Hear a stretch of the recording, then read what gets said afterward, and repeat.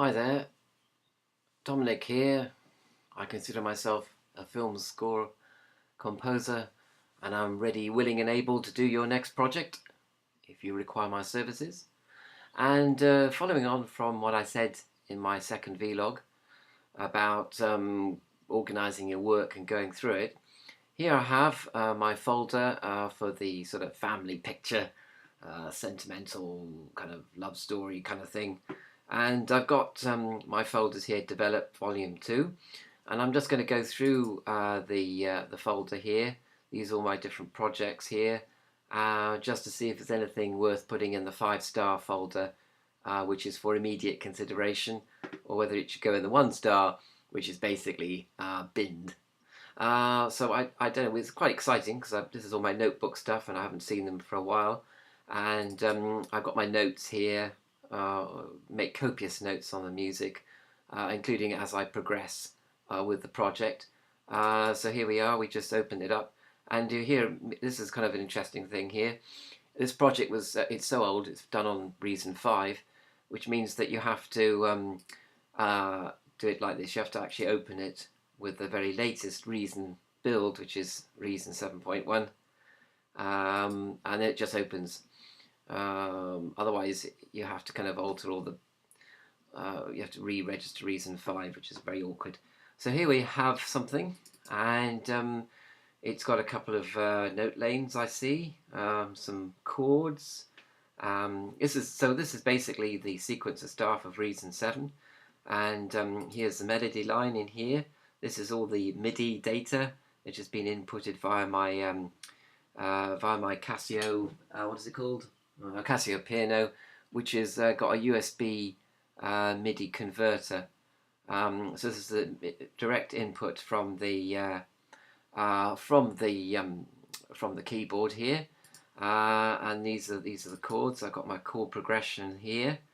Whether or not it actually works or not, I don't know. These are all the kind of this is all the what I call the metronome markers, really. And so it's basically, it looks like it's all on time, and quite interesting. There's a lot you can do with chord progressions, of course, which we'll come on to later on. And these are the loop markers, and you can put them anywhere.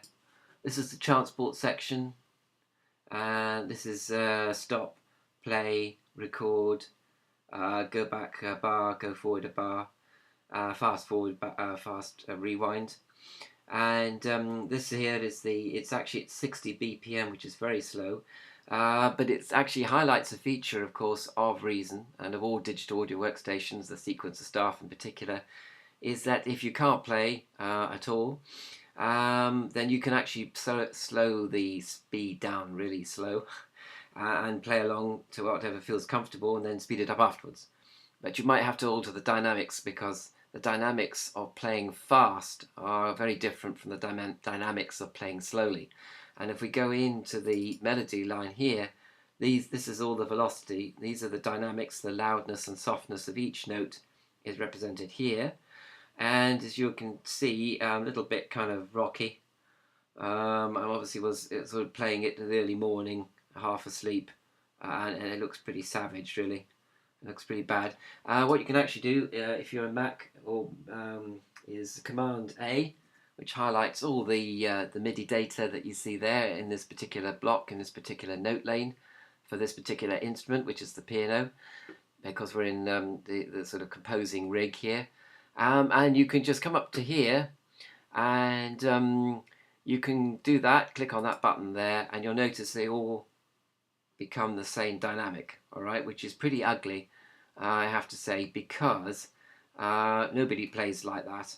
There will always be some kind of variation, so you're either going to have to put it in sort of manually, which you can do by just pressing, there's various different ways of doing it to actually get the crosshair here, and then you can just sort of alter the dynamics a little bit, do crescendos and decrescendos. We'll come on to that later on. I don't want to muck about too much with this.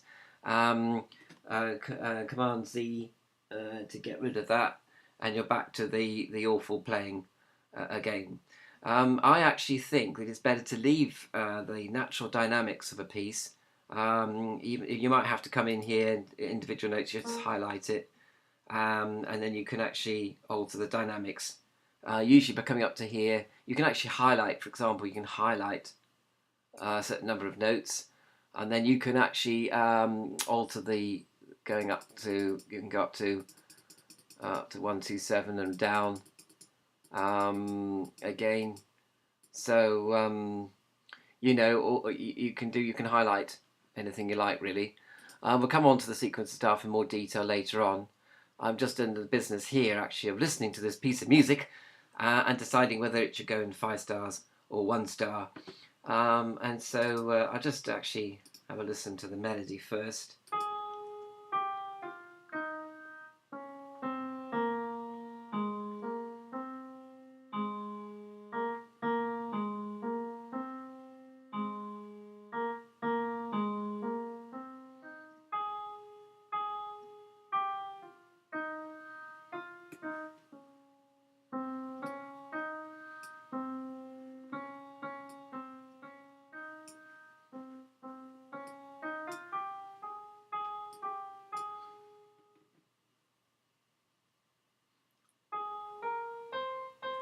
It's looking quite good.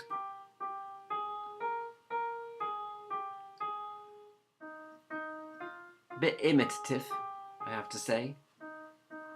I've kind of heard this melody somewhere before, haven't you?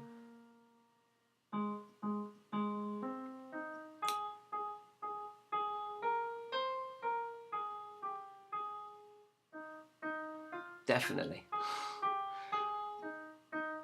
But never mind. Sounds quite traditional.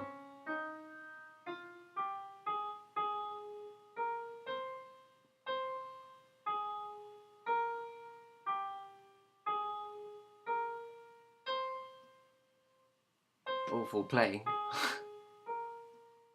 Sounds like an elephant's playing this.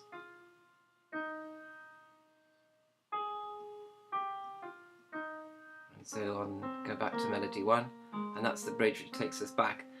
So we have 33 bars of music, and just double click that to go back to 0, get back to first bar. And these are the chords. What do they sound like? Unmute it. That's mute.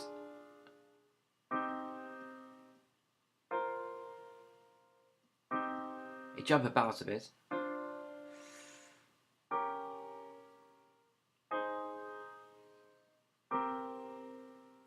You should try not to jump your chords around like that too much. Anyway. So that's a little chord progression, which apparently goes with the melody. We don't know whether it does or not. Let's have a listen to that.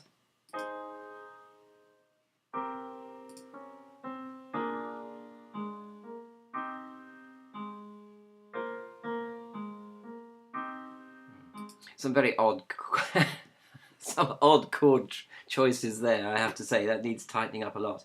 But I can actually work with this because it does have quite a strong theme, if somewhat imitative. And it does have, like, it has different themes as well. It's 33 bars long. It has kind of like, it has a bridge there. It's got like, it's been arranged, and it's got very strong themes as well. And I think I quite like this. I think something could be done with it. You know, I've got a solid basis on which to work and to develop and expand this piece greatly.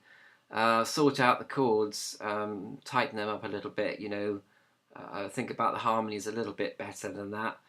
Maybe break the chords up, and there's all sorts of things you can do. But at least I've had a bit of a go at that, you know.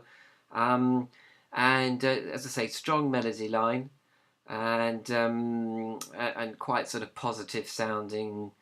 Well, sounds like a kind of a traditional bit of folk music there to my ears. I don't know what you think, but